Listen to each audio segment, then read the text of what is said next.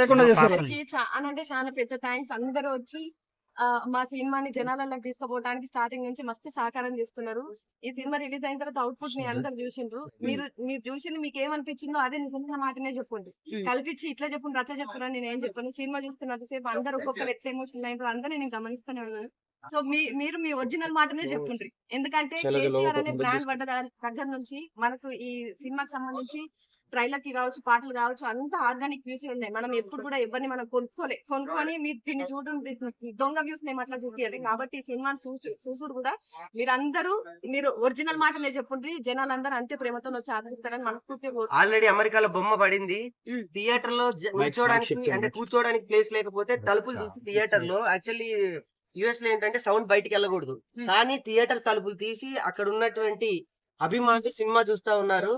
ఇప్పుడు ఇంకా రేపు రాబోయే రోజుల్లో అంటే రేపే థియేటర్ డెఫినెట్ గా పెంచుతాం. మా డిస్ట్రిబ్యూటర్ అడిగి డైరెక్టర్ గారు మాట్లాడతారు.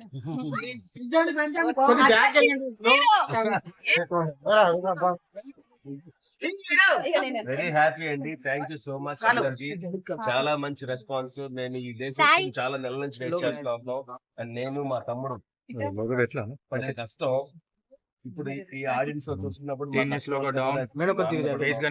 ఇది అలాగే సూపర్ సక్సెస్ చేయాలి నేను తెలంగాణ ప్రజలు కోరుకుంటా ఉన్నాను. అలాగే మా చరణ్ అద్భుతమైన మ్యూజిక్ ఇచ్చున్నారు.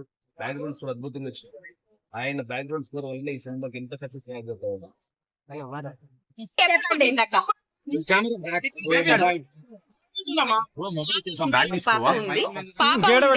మైకిల్ కొంచెం వెనక పెట్టండి.